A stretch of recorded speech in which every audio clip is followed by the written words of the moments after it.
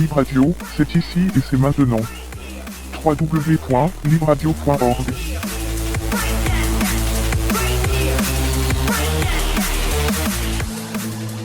Donc nous sommes le 30 avril 2020 à l'aune du 1er mai confiné ici à Genève dans cette situation de Covid-19 avec les mesures administratives qui ont cours. Nous sommes en compagnie et je vous souhaite la bienvenue et je vous remercie de prendre du temps pour nous répondre. Andrea, bonjour à toi. Oui, bonjour.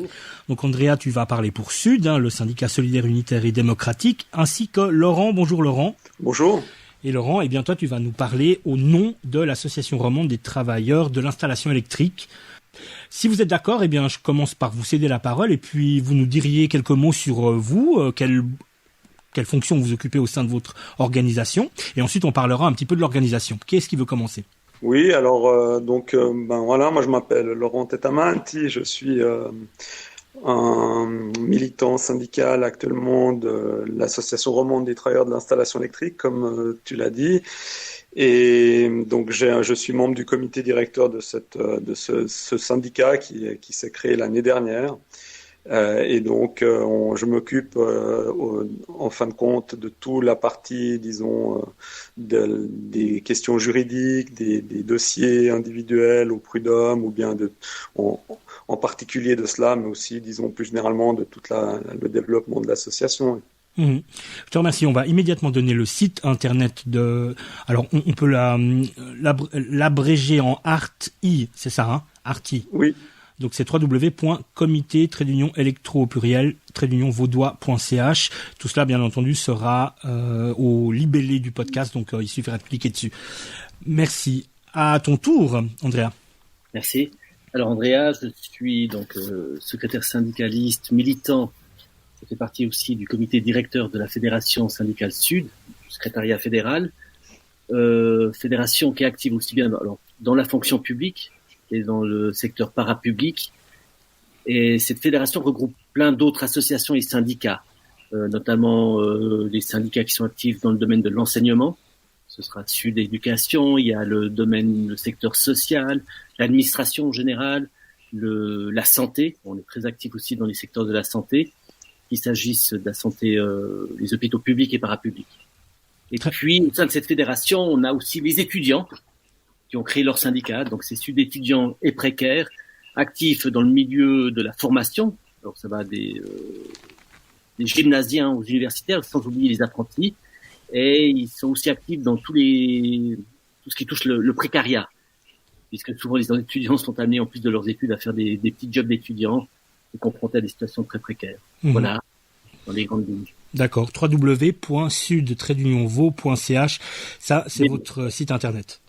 -VD, ouais, c'est juste. Ouais. C'est juste, très bien. Alors, nous allons parler de plusieurs choses entre nous. Nous allons bien entendu parler de Syndibaza, qui est cette nouvelle fédération qui débute maintenant, qui se crée, en tout cas qui devient publique à l'aune du 1er mai, dont vous êtes tous deux membres. Oui, alors effectivement, Syndibaza, c'est un projet qui a débuté l'automne dernier. C'est une alliance entre les syndicats de base du pays. Donc nous avons posé les premiers jalons aujourd'hui publiquement avec six organisations, dont les deux que nous représentons ici, et 4 autres, donc on pourra en parler peut-être plus tard. Et l'idée, c'est vraiment de regrouper nos forces dans une alliance nationale, à la fois en Suisse romande et en Suisse allemande, pour créer les conditions d'un meilleur rapport de force, d'une dynamique, disons, sociale et syndicale, en rupture avec ce qui se passe dans les grandes structures, disons, de l'Union syndicale suisse ou de Travail.Suisse. Y a-t-il d'ores et déjà un site internet sur lequel duquel on peut se référer pour trouver de plus amples informations ?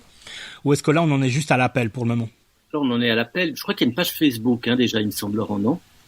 Alors, en fait, il y a le projet, disons, de mettre en ligne prochainement un site internet qui va faire le lien un peu entre toutes les organisations et puis aussi être la vitrine de Syndibaza. Pour l'instant, c'est pas encore le cas, mais disons, c'est des choses qui vont arriver assez vite. Et puis là, pour l'instant, chaque organisation va relayer, disons, les positions communes, et on est vraiment dans le lancement de cette structure qui va petit à petit, j'en doute pas, avoir ses propres organes aussi de diffusion d'informations. Oui, de toute façon, elle est appelée à croître, j'imagine, hein, puisque vous l'avez dit, pour le moment, il s'agit de 6 entités qui se sont réunies. Mais si j'ai bien compris, il y en a d'autres qui gravitent autour et qui ont un statut d'observatrice pour l'instant. Oui, c'est ça. Et je pense qu'elles vont bientôt adhérer. Hein. Du moment qu'elles acceptent et qu'elles partagent qu'est-ce qu'on va dire, notre charte, hein, Laurent. Oui, on a établi une déclaration de principe, disons, politique et syndicale, des grandes lignes, des grandes orientations, des valeurs importantes pour nous. Et je crois que ces organisations observatrices vont vite rejoindre, disons, de plein droit notre structure. Ça fait qu'on aura déjà quand même regroupé un certain nombre de forces, hein, parce que il n'y a pas des milliers de structures existantes à gauche, disons, des syndicats traditionnels dans des positions d'organisation de base démocratique et combative. Donc, si on arrive avec ces 8 groupes déjà, ces prochaines semaines, à se mettre en action, c'est déjà un énorme pas qui est fait, à mon avis. Mmh. Alors pourquoi avez-vous... j'ai une question en 2 volets. Le premier volet, c'est le suivant. Pourquoi avez-vous ressenti ce besoin de vous réunir dans une nouvelle fédération, dans une nouvelle fêtière, si le mot convient, vous allez me le dire. Le deuxième volet, c'est pensez-vous qu'il faille se réunir mais conserver ces singularités, chacune des organisations, ou à terme se fondre complètement dans une entité plus grande? Je sais pas qui veut commencer à répondre. Vous pouvez vous partager partager le truc aussi. Bon, il y avait cette nécessité d'alliance, hein, d'alliance et de solidarité, parce que il n'y a pas de miracle. Plus on est fort, et c'est ce qu'on recherche. Aussi parce que la problématique que chaque organisation syndicale connaît, c'est une réalité pour les autres organisations. La problématique de la précarité, de la violence au travail, de la souffrance au travail, la problématique des licenciements abusifs. Aussi, toutes les organisations qu'on retrouve chez Sinibaza sont témoins de ça. Donc il y a quelque chose de commun. Il y a aussi quelque chose de commun, c'est par rapport à l'autonomie du mouvement. Et puis ce qu'on appelle cette volonté de développer l'action directe et du syndicalisme de base. Mmh. Voilà, dans les grandes lignes. Très bien. On peut ajouter quelque chose. Oui, c'est aussi toute cette problématique qui nous est commune des conventions collectives, les problèmes qui sont posés par la pratique actuelle de ces accords, notamment toute la question de l'absence de consultation de la base par les grands syndicats qui signent des accords sans réellement s'appuyer sur des bases sociales, sur des mouvements sociaux qui font ça, je dirais, comme in vitro, un peu dans les bureaux, ça se fait par en haut. Donc nous, on est vraiment pour inverser toute la pyramide. La base doit être à l'origine de ces accords, doit être à la manœuvre. Et puis, on voit aussi dans le même registre des conventions collectives toutes les dérives financières liées au détournement des contributions professionnelles, tout un système, un mécanisme financier qui s'est mis en place par les partenaires sociaux traditionnels, institutionnels, qui détournent des centaines de millions et qui s'enrichissent sur le dos de la classe ouvrière. Donc nous sommes porteurs aussi d'une alternative, non pas au CCT, parce qu'on n'est pas contre les CCT, c'est un outil important, mais on est pour des autres pratiques. Et ça, je pense que c'est quelque chose aussi qui nous unit face à ces grands appareils bureaucratiques qui sont devenus des pompes à fric vraiment qui s'auto-suffisent en fin de compte. Mmh. Oui. Alors, oui. Mais c'est vrai, on peut pas. Peut-être c'est le piège de ce qu'on appelle du syndicalisme de la paix du travail. C'est-à-dire qu'on peut pas négocier une CCT sans qu'il y ait une construction d'un rapport de force et d'une mobilisation. Je veux dire, sans rapport de force, la CCT sera de toute façon en défaveur des travailleuses et des travailleurs. Ça, c'est une chose. Et puis, c'est le patronat qui impose les règles du jeu. Non seulement les règles du jeu, et puis, je dirais même le degré de soumission et puis les bas salaires. Et puis, comme le souligne à juste titre Laurent, l'enjeu financier derrière les CCT, par la contribution professionnelle, c'est énorme sur le plan national. Je crois qu'on avait même avancé un temps des chiffres, ce que représentait cette contribution professionnelle. Bon, je les ai plus en tête. Je sais pas si Laurent, tu les as. c'est des centaines de millions si on parle juste des syndicats, sans parler les associations patronales qui s'en mettent pas mal dans les fouilles aussi au passage, parce que en fait, on va peut-être développer ça plus tard, mais disons que c'est un élément quand même central actuellement du problème aussi posé par les syndicats traditionnels, c'est-à-dire que ils ont trouvé le moyen de gagner plus d'argent en ayant moins de membres, et c'est devenu des machines à démobiliser les travailleurs, puisque ils ont plus l'aspect prioritaire pour eux, c'est de maintenir en place ces accords qui leur permettent de se financer. Ils sont plus riches maintenant qu'il y a 10 ans alors qu'ils ont moins de membres, donc il y a quand même quelque chose qui cloche. Et puis, leur priorité, c'est de maintenir en place tous ces accords avec le patronat. Donc, la conséquence, c'est que souvent, ils veulent pas brouiller le patronat, ils veulent pas se fâcher avec, donc ils sont prêts à faire beaucoup de compromis et aussi à démobiliser la base pour éviter justement de perdre cette manne financière. Et là, il y a tout un aspect pervers de ce système. Et Sindi Baza doit être vraiment une alternative, doit dénoncer cette dérive et doit se poser comme un acteur qui construit des rapports de force, qui essaye de construire sur du solide, sur la base, et que la base, elle soit l'élément central à tout moment, et pas des intérêts secondaires qui deviennent des intérêts premiers à la fin.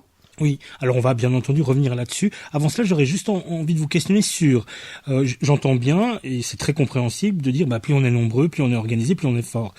Y a-t-il le péril peut-être que le fait de se retrouver à l'intérieur d'une fédération, il pourrait y avoir à nouveau, on pourrait reproduire cette énorme machinerie, et peut-être que ces singularités que vous êtes en ce moment se confondraient-elles, et il y aurait peut-être un problème là, ou est-ce que vous entrez dans cette fêtière, dans cette fédération, en disant non, mais avant tout, on va tout de même garder notre singularité, et c'est de manière horizontale que l'on va organiser le plus grand nombre. Oui, c'est bien ça. Je crois qu'on l'a clairement dit lorsqu'on préparait cette alliance, c'est que on se bat pour une autonomie déjà de Sindi Baza. Il n'y a pas d'avant-gardisme, je dirais, dans cette alliance. Il n'y a ni de dirigisme, puis on ne peut pas tomber dans ce piège non plus du spontanéisme. Voilà, nous, on dit on est autonome par rapport aux institutions politiques et patronales, et puis on met en avant aussi cette démocratie de base. C'est-à-dire que on construit des trucs avec la base, quoi. On ne décide pas à leur place. Ouais. Chaque groupe, je crois, va rester autonome. Simplement, nous fédérons, nous allions pour porter justement quelque chose de plus fort, porter ce modèle alternatif des syndicats de base, d'une autre exigence, un autre niveau d'objectif, des syndicats clairement de lutte, des syndicats qui visent, disons, d'aller beaucoup plus loin dans la transformation sociale, de pas simplement co-gérer le système capitaliste avec les patrons, avec la bourgeoisie. Donc il y a quand même un projet beaucoup plus, je dirais, radical et profond. Maintenant, cela signifie pas la fusion de nos forces.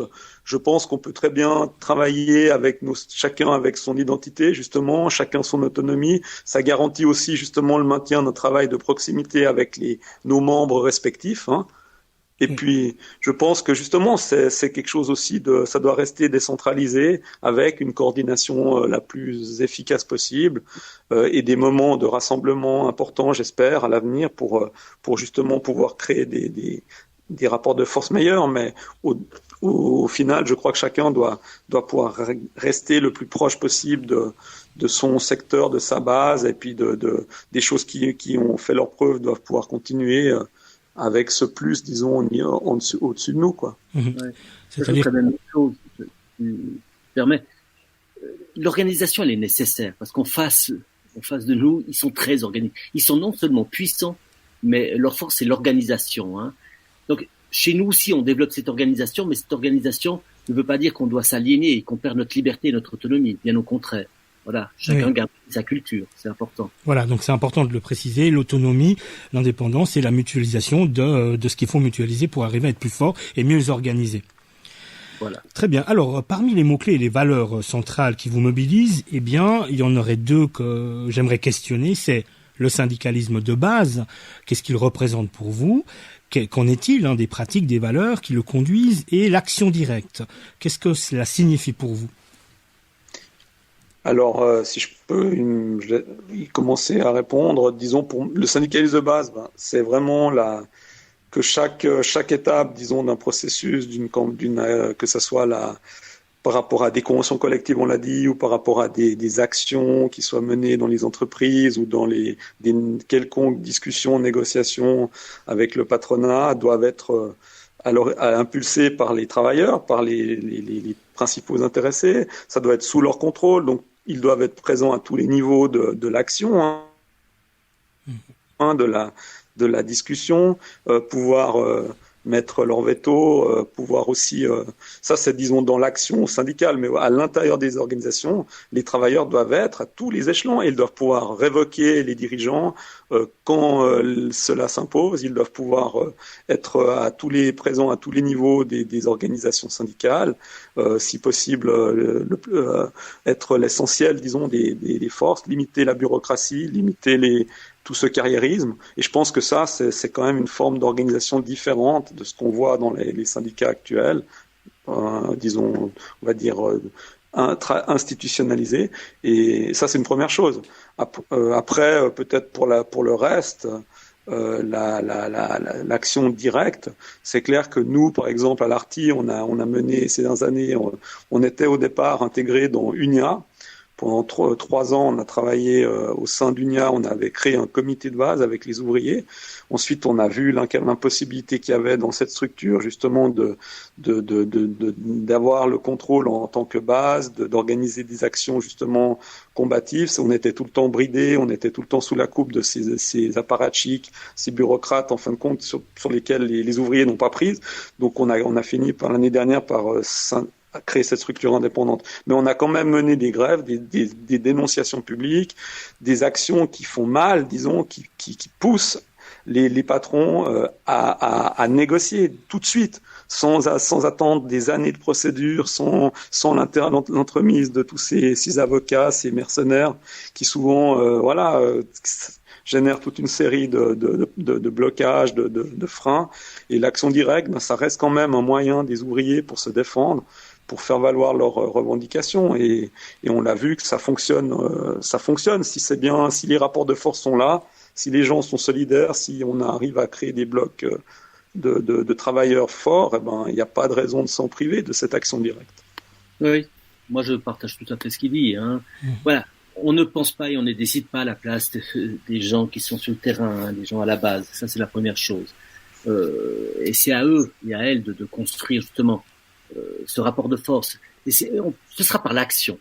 Voilà. C'est pas qu'on va laisser tomber les autres outils. Il y a peut-être des moments où la pétition peut être utile. Il y a des moments où il faut aller au tribunal parce qu'il y a des situations, un congé abusif. Voilà. Mais on pense que c'est dans l'action directe qu'on oblige à un moment donné les patrons à céder et à négocier. Ouais. C'est ça qu'on doit essayer de construire et de développer et d'étendre au maximum partout où on peut. Il y a des moments où ça marche pas. Voilà. Puis il y a d'autres moments où on part d'un petit conflit individuel. C'est quelqu'un qui vient nous voir parce qu'il est en situation de souffrance et de violence au travail. Et lorsqu'on vient et on l'accompagne dans sa défense, on se rend compte que c'est tous les collègues qui vivent la même chose, qui souffrent aussi. Et de là, on essaie de construire quelque chose. Et c'est elle et eux qui vont pouvoir faire à un moment donné changer les choses. Ouais. Voilà. Moi, je dirais aussi, si je peux encore ajouter quelque chose là-dessus, c'est que contrairement aux idées reçues, en tout cas, c'est l'expérience que j'ai eue, c'est que les travailleurs, en tout cas dans le bâtiment, sont beaucoup plus combatifs que ce qu'on croit, et ils sont souvent beaucoup plus conscients que des actions directes, des grèves ou des dénonciations fortes publiques ont beaucoup plus d'efficacité que des démarches bureaucratiques. Ils le savent, inconsciemment ou consciemment, et souvent, si on leur propose, ils sont prêts à le faire. Alors, ça dépend des cas de figure, évidemment, c'est pas non plus simple, mais on est surpris, j'ai été surpris en tout cas moi ces dernières années de le constater. Et puis, souvent, le problème qu'il y a, c'est que les syndicats eux-mêmes sont les premiers à décourager les gens, sont les premiers à leur proposer plein d'options, sauf l'action directe, sauf la grève, sauf la dénonciation. Et c'est justement là où il y a un vrai problème, c'est que c'est pas les travailleurs qui ont en fin de compte fondamentalement changé. Les travailleurs sont lucides, s'ils savent qu'en cognant, ils vont arriver en cognant fort, en un jour, ils vont obtenir ce qu'ils obtiendraient en une année par des procédures, ils vont pas hésiter. ils ont d'une certaine manière cette lucidité. Par contre, c'est les structures qui ont changé, qui ont dérivé vers des structures de collaboration, de bureaucratie, et qui n'ont pas intérêt, en fin de compte, à prendre de risques, à faire des actions. Ils préfèrent la jouer bureaucrate, ça assure leur fonds de commerce, et puis surtout, d'une certaine manière, ça menace pas tout leur business avec les patrons. Ils peuvent pas le faire, parce que s'ils le font, ils perdent leur, oui, tu as raison, Laurent, ils perdent leur fric. Et ils sont là, je crois, pour cadrer le salariat. Ils sont des gérants du système.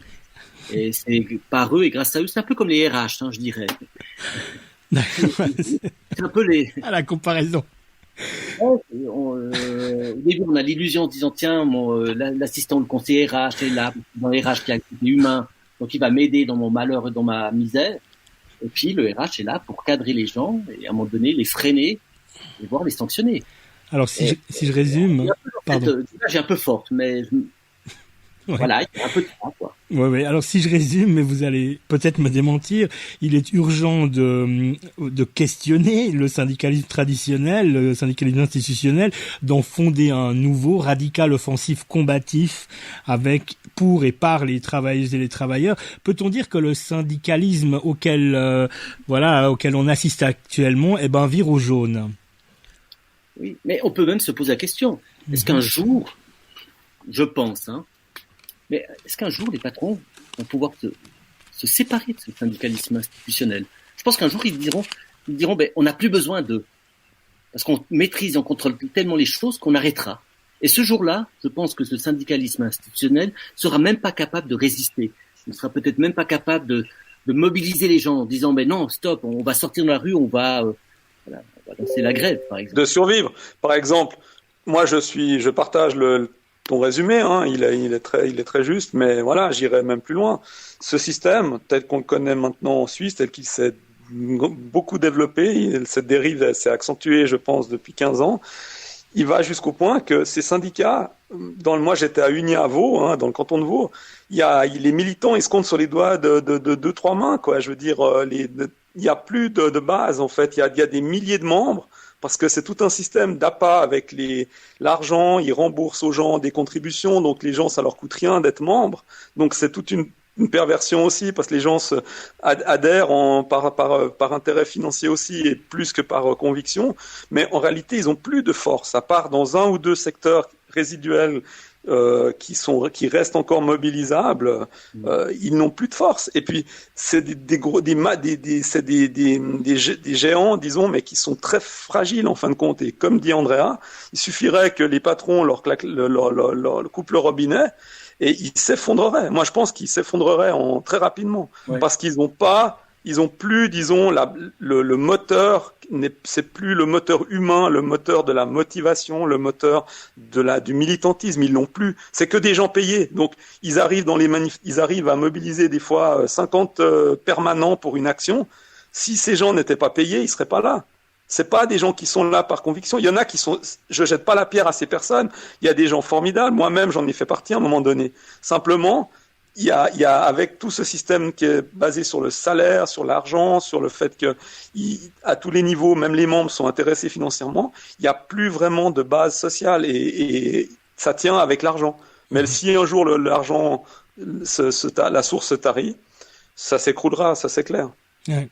Alors dites-moi, dans ce syndicat de base, ce syndicalisme d'action directe, selon vous, jusqu'où faudra-t-il aller et jusqu'où êtes-vous prête et prêt à aller? On parle effectivement, parce que Andrea, tu as parlé de pétition, clairement la manif, pourquoi pas le blocage, on peut éventuellement parler de grève, de sabotage, voilà. Jusqu'où pensez-vous qu'il faudra aller pour changer réellement changer les choses réellement et installer un rapport de force? Jusqu'où les gens sont prêts à aller, c'est quelque chose qui se travaille, qui se prépare, ça demande du temps. Ça fait partie aussi, et c'est un des rôles qu'on a aussi, c'est la formation. Dans des tas de secteurs, on doit former sur un plan syndical et politique, c'est faire prendre conscience de cette conscience de classe, quoi. Voilà, qui on est et qui sont les autres. Je disais la pétition parce qu'il y a des moments, on est limité et puis certains collectifs disent, on va faire une pétition. On les accompagne dans cette pétition et puis ils se rendent compte que la pétition n'a pas d'effet. Et peut-être qu'on arrive à passer à un autre stade. Ce sera la mobilisation, le débrayage. Et puis, la grève, mais c'est des choses qui se construisent avec le temps et qui, voilà, il suffit pas d'une baguette magique pour demain. Voilà, c'est tout le danger aussi de cette dimension un peu spontanée. Hein. Je crois que c'est des choses qui se travaillent, qui s'organisent, et on doit alimenter tout ça constamment. Ouais. Laurent, tu vas ajouter quelque chose ? Oui, c'est très difficile de prédire les choses à l'avance, comme c'est que ça dépend dans chaque situation est différente, mais l'idée c'est effectivement de pouvoir entrevoir avec ces travailleurs, ces travailleuses, si besoin est, si la volonté, il y a la volonté de le faire, d'aller plus loin, de soutenir toutes ces démarches sans, disons, restriction. Alors évidemment, on parle de démarches qui sont légales, j'entends, mais une grève, moi j'ai conduit des petites grèves qui étaient illicites d'un point de vue des conventions collectives dans l'électricité, on les a menées et on les a gagnées. On a pris le risque et j'ai un procès. J'ai un procès aux fesses là encore en cours je suis accusé de contrainte avec certains ouvriers pour une grève en 2018. C'est pas encore jugé à Yverdon. Voilà, on assume les conséquences, y compris pénales, judiciaires. Mais nous, on se base sur des actions légitimes, proportionnées, respectueuses des biens et des personnes.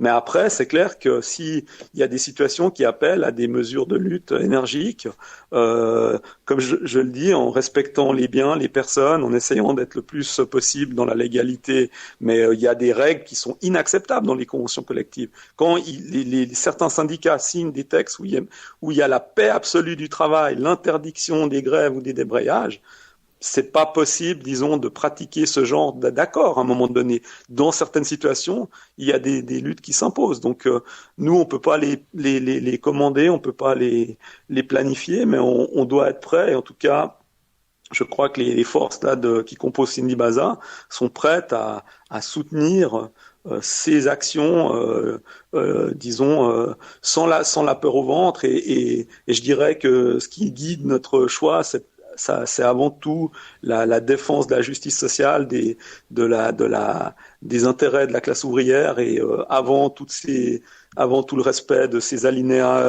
de trahison qui ont été signés par certaines organisations. Andrea, tu parlais tout à l'heure de formation, pourrait-on dire peut-être d'une forme de politisation également des esprits. Est-ce que l'éducation populaire fait partie des attributions dont vous avez envie que vous avez envie d'assumer et de propager ? Oui, alors oui, vraiment.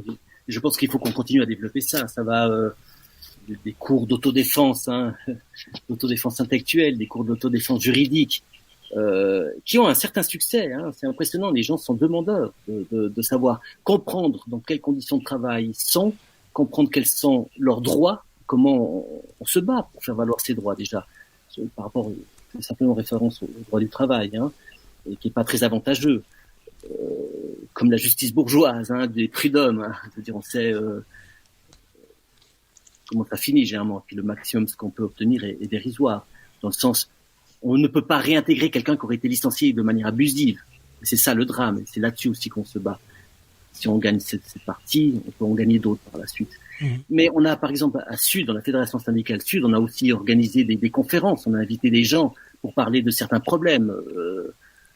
La sociologue Linhart, qui est active en France sur la précarité objective et subjective dans le travail.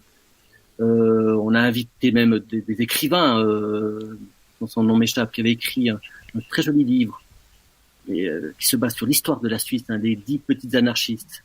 Oui. Dit quelque chose. Maintenant, le nom de l'auteur m'échappe. De Roulet.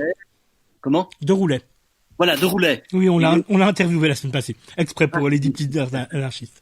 Donc il était venu aussi en deuxième partie d'une assemblée générale pour nous parler de son livre, mais aussi de parler de la vie, de la réalité des Suisses qui, il y a peu de temps, si on veut, dans l'histoire, crevaient de faim, et comment certaines communes, ou comment les pays les ont poussés à quitter le territoire, puis à aller tenter leur chance en Amérique du Sud, avec tous les dégâts qu'il y a eu. Voilà.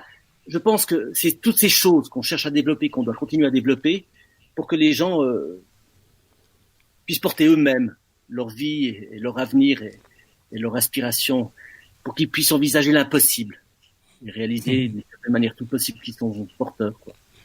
Nous, par exemple, à l'ARTI, on a initié là un processus de formation de secrétaires syndicaux ouvriers. Donc, des personnes comme moi et quelques autres qui ont un certain bagage, une certaine expérience de toute la manière dont on peut gérer des dossiers, que ce soit individuel ou collectif, des activités syndicales. Et ben là, on est en train de transmettre à toute une volée il y a des électriciens, il y a des gens du second œuvre, il y a même des personnes, disons, du domaine médical on a 7 ou 8 élèves là en ce moment qui se forment à devenir secrétaires syndical de milice, entre guillemets, pour pouvoir aider demain. Ça peut être un ancien collègue, ça peut être des gens qui fréquentent sur les chantiers ou dans leur lieu de travail, et puis aussi aller au tribunal et parler, pas seulement dans les habits d'un professionnel du syndicalisme, mais aussi de quelqu'un qui est toujours dans le travail, par exemple dans la branche en question.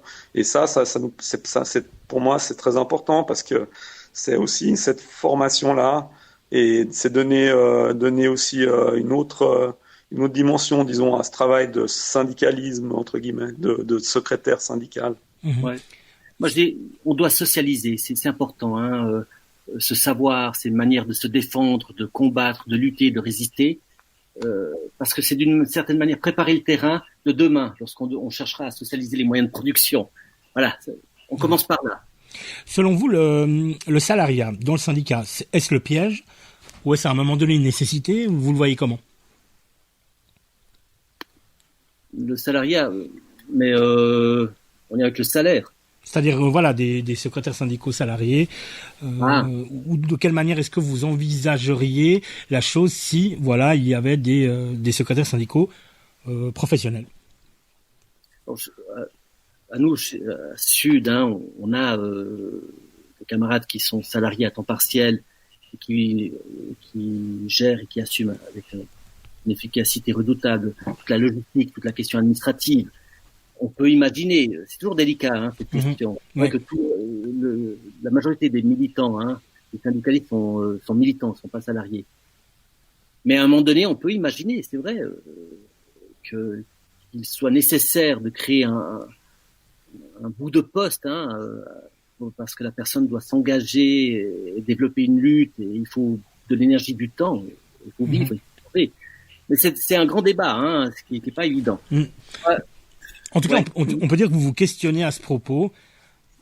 Oui, moi je dirais que c'est en tout cas en ce qui du point de vue qu'on a développé nous à l'ARTI, on n'est pas contre, on n'a pas de dogme en la matière, c'est-à-dire que l'idée c'est de limiter au maximum les permanents, c'est de limiter la dépendance financière que ça implique aussi, c'est de limiter les dérives qui peuvent être induites, mais en même temps, comme l'a dit Andrea, on est conscient qu'il y a aussi tout un travail important de coordination, d'administration et puis surtout de suivi qui est pas possible quand les gens travaillent 40 heures par semaine sur un chantier. On peut pas demander aux gens non plus on a un niveau quand même de professionnalisme entre guillemets qui devient à un certain moment nécessaire suivant l'ampleur de la tâche qu'on est amené à affronter. Et puis ça, je pense que ça passe par pour moi, ça n'est pas un problème en soi. Le problème, c'est quand il y a des centaines de gens qui sont salariés, quand il y a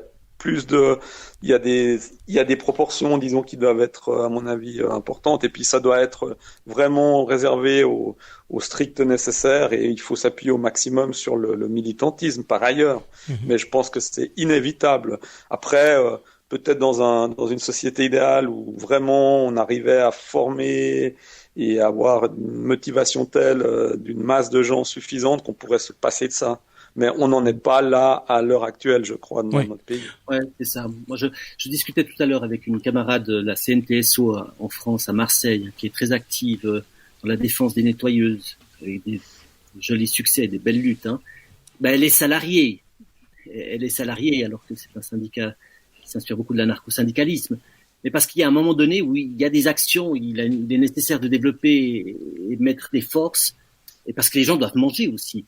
Et puis ce qui est important, c'est que tant que la base reste maître et contrôle, le risque est toujours limité. d'une certaine manière. Oui, voilà, ce qu'on dénonce, c'est l'hypertrophie du salariat, alors qu'il doit rester dans ses plus simples et réduites mesures, si j'ai bien compris. Voilà. Andrea, tu viens de citer la CNT, alors du coup j'enchaîne. Vous revendiquez-vous vous-même en tant qu'entité donc Arty et Sud et en tant que fêtière au sein de Cindy Baza, vous revendiquez-vous d'un héritage anarcho-syndicaliste, par exemple, des bourses du travail, de Pelletier, tout ça, ou pas?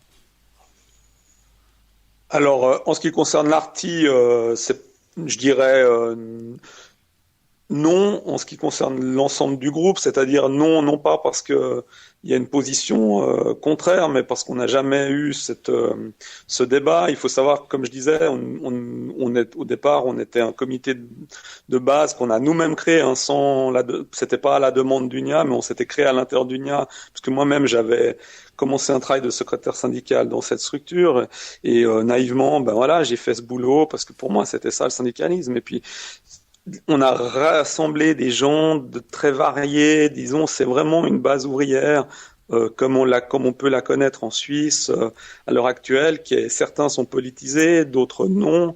Certains ont des réflexions qui vont dans le sens de ce que tu dis, d'autres non. Et puis pour nous, l'important à ce stade, en tout cas jusqu'à présent, n'était pas là. L'important, c'était la pratique, c'était dans notre exercice concret de notre travail, c'était pour nous des choses simples, comme le respect de la base, le centre doit être les travailleurs, c'était l'idée de la combativité qui s'est imposée parce que voilà, et justement, il y a des besoins, il y a des injustices, c'est vraiment cette idée d'un discours de vérité, de voir les forces et les faiblesses, d'affronter les problèmes, de pas se mentir, pas manipuler, donner la parole à la base, la respecter. Puis dans ce cadre-là, on pouvait pas se structurer comme syndicat entre guillemets avec une idéologie, en tout cas à ce stade. Mais par contre, personnellement, disons en ce qui me concerne, je dirais assez proche de ces conceptions, mais c'est plus un point de vue personnel, vous voyez. D'accord. Andrea? Oui, je partage ce que dit Laurent. Dans nos organisations, et puis je dirais même dans Cindy Baza, et c'est ça peut-être sa force, hein, il y a des cultures, il y a des sensibilités très différentes, et on doit les respecter, on doit les défendre. Mais il y a quelque chose en commun, je veux dire, entre nous, hein, et qui est intéressant, des points communs, c'est ce besoin d'autonomie, et de développer l'autonomie le plus possible. Il y a ce besoin de liberté, et de démocratie, et de solidarité. Et c'est ça notre force, avec des affinités très différentes. Et je pense que c'est dans l'action qu'on va grandir. Oui. Par rapport à tout ça. Mais je pense pas qu'on puisse venir dire voilà, on serait telle couleur ou telle tendance, non. Très bien. Eh bien, alors on arrive doucement au terme de cet entretien, pardon. Je vous remercie déjà beaucoup d'avoir pris tout ce temps pour répondre à ces questions. Alors nous sommes à l'aune du 1er mai. On l'a dit, la fédération Cindy Baza surgit le 1er mai. Et ensuite, y a-t-il d'ores et déjà des étapes auxquelles vous pensez? Y a-t-il d'ores et déjà un agenda qui serait public ou quasiment public? Ou en tout cas un questionnement qui accourt pour la suite des opérations? Alors, il y a déjà demain la radio. Je veux dire, ce 1er mai, il y a cette fameuse radio du 1er mai de Cindy Baza, qui est un moment très important où on va pouvoir parler de revendications, on va pouvoir décrire des tas de choses. Après, il y aura d'autres étapes et d'autres enjeux, notamment, je crois que voilà, on traverse une crise qui est dramatique, hein, cette fameuse crise sanitaire, Covid, mais qui dans ce drame dévoile beaucoup de choses, beaucoup d'injustices, beaucoup de souffrances, hein, et les limites aussi de ce système, clairement. Et puis la question qui va se poser demain, c'est qui va payer cette crise? Et peut-être que là, Cindy Baza aura un rôle à jouer, un rôle très important, parce que il va y avoir des conséquences sur les conditions de travail, il va y avoir forcément des conséquences sur les salaires, des conséquences dans la fonction publique et parapublique, des graves conséquences dans les assurances sociales. Et là, on devra certainement, et on va certainement agir. Laurent, je pense que tu peux encore... Oui, dans l'immédiat, par exemple, pour revenir à des choses très, très concrètes, on a aussi l'intention de faire une campagne d'affichage dans tous les lieux de travail privés et publics que l'on peut couvrir. Donc ça, c'est dans le mois de mai, le mois qui vient là.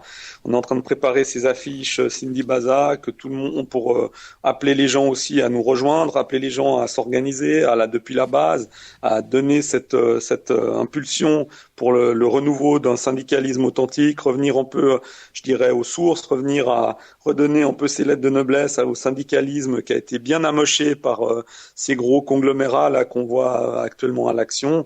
Donc qui est, comme je me répète, il y a du bon aussi dedans, mais voilà, globalement ça a beaucoup dérivé.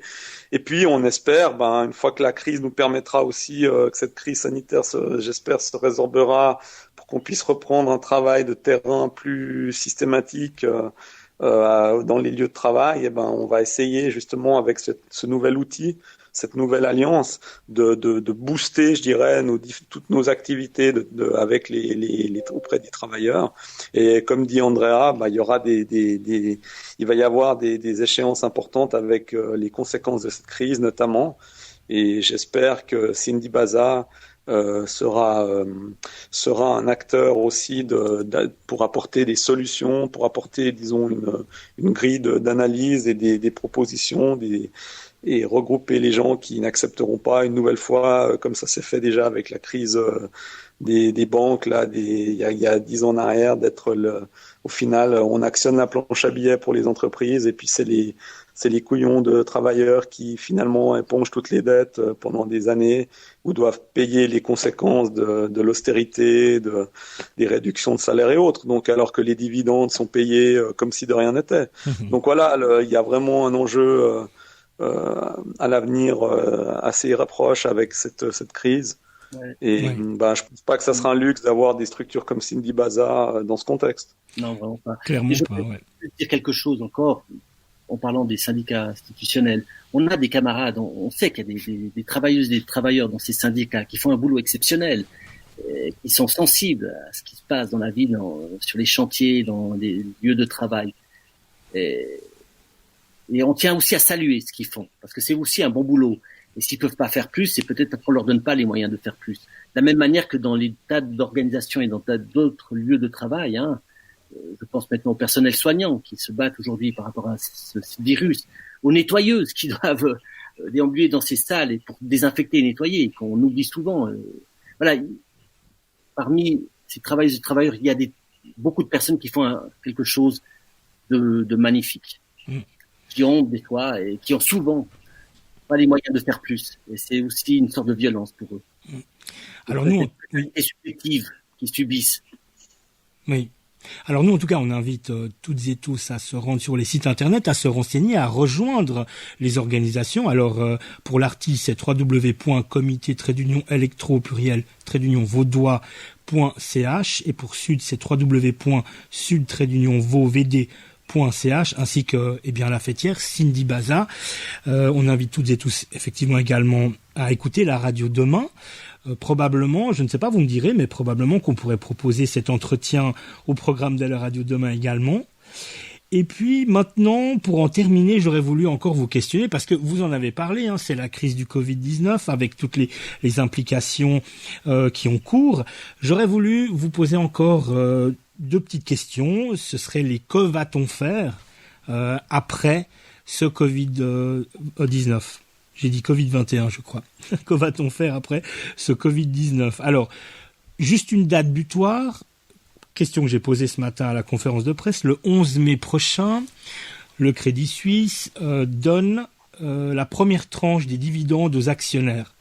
C'est-à-dire que le Crédit Suisse et l'UBS ne vont pas du tout renoncer. Elles vont juste diluer le fait de donner les mêmes dividendes aux actionnaires alors que nous traversons une crise qui est incroyable et dont les coûts sont innombrables. Alors voilà, que va-t-on faire ? Que va-t-on faire de ces multinationales ? Que va-t-on faire de ces capitaines d'industrie ? Que va-t-on faire des actionnaires, de leurs dividendes ? Ça, c'est la petite partie sur laquelle j'aurais envie de vous questionner. Et puis ensuite, j'aurais voulu avoir encore votre opinion sur les élections prochaines qui viennent d'être confirmées du 27 septembre, où notamment nous allons voter. Lapsus intéressant. Nous allons voter sur l'achat d'avions militaires, d'avions de guerre. Alors voilà, que va-t-on faire ? Auriez-vous envie de vous exprimer par rapport à ça ? Oui, moi je crois que c'est ceux qui ont de l'argent qui devront payer cette crise, ça c'est évident. Hein. Ce sera pas ni aux salariés, aux travailleuses, aux travailleurs et encore moins aux retraités de payer cette crise. Elle peut être payée par l'imposition, c'est déjà une première étape. Alors qu'on était dans une logique de faire des cadeaux fiscaux, de les généraliser. Aujourd'hui, on stoppe tout parce qu'on doit payer cette crise. Et puis, je pense que la cotisation sociale aurait un rôle important. Parce que je pense que par la cotisation sociale, puisqu'on produit de la richesse, et cette richesse, par la cotisation, elle permettrait aussi de financer et d'avancer sur de nouveaux projets.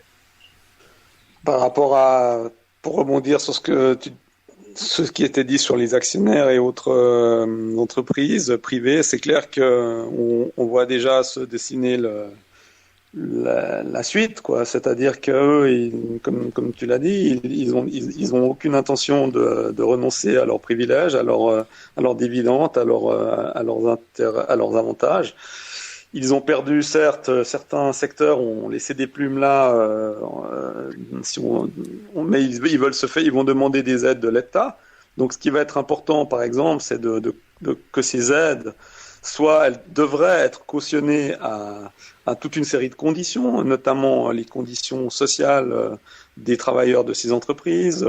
Est-ce qu'elles sont justement garanties? Est-ce qu'ils ont favorisé, disons, l'intérêt de leurs employés, de leurs travailleurs durant cette période? Est-ce qu'ils ont un rôle social aussi plus largement? Est-ce qu'ils payent leurs impôts correctement? Est-ce que c'est pas des sociétés qui font de l'évasion fiscale ou qui fraudent ou je ne sais quoi aux conventions collectives? Donc je pense que ça, c'est la première chose. C'est vraiment le minimum, c'est de dire toute aide de l'État qui va à ces entreprises, et il y a des milliards qui vont être injectés, devrait être conditionnée à vraiment des critères stricts, sociaux, environnementaux si possible aussi. Après, effectivement, pour le reste, on sait très bien qui dirige la Suisse. Hein. Je veux dire, c'est la bourgeoisie, c'est les milieux d'affaires, c'est l'économie. Donc, la bataille va être rude pour arriver à limiter les conséquences de cette crise au niveau des travailleurs et des salariés.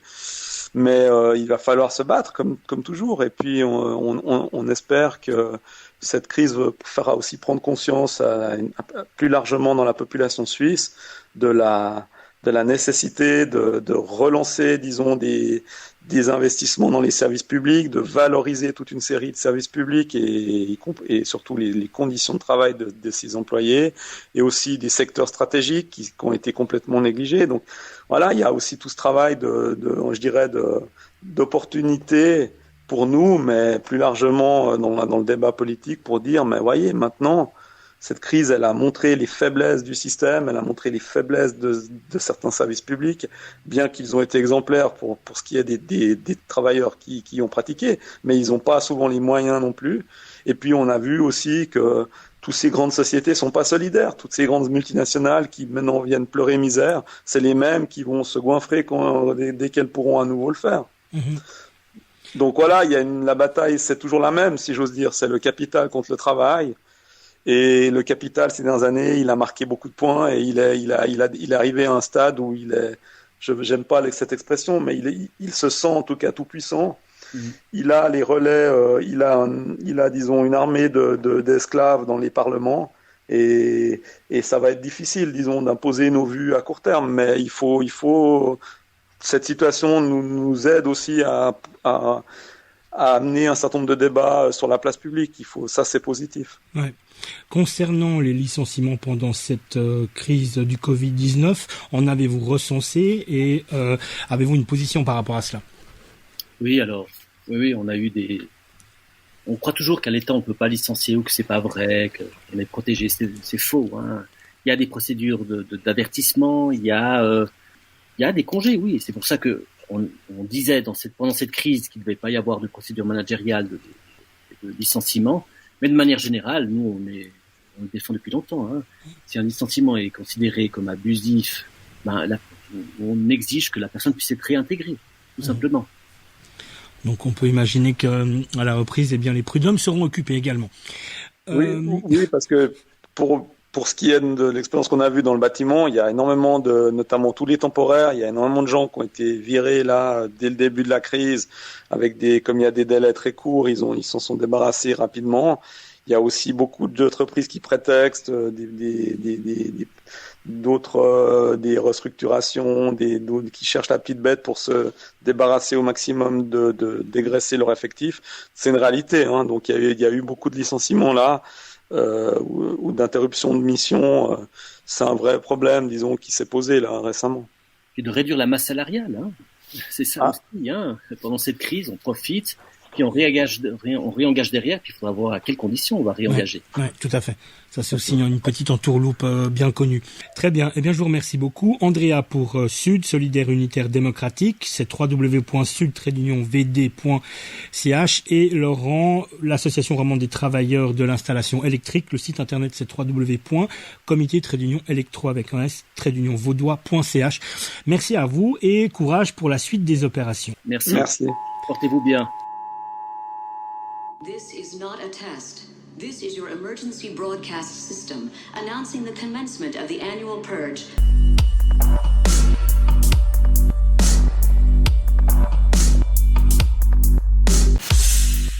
Libre Radio, c'est la fin du début ou le début de la fin. www.libradio.org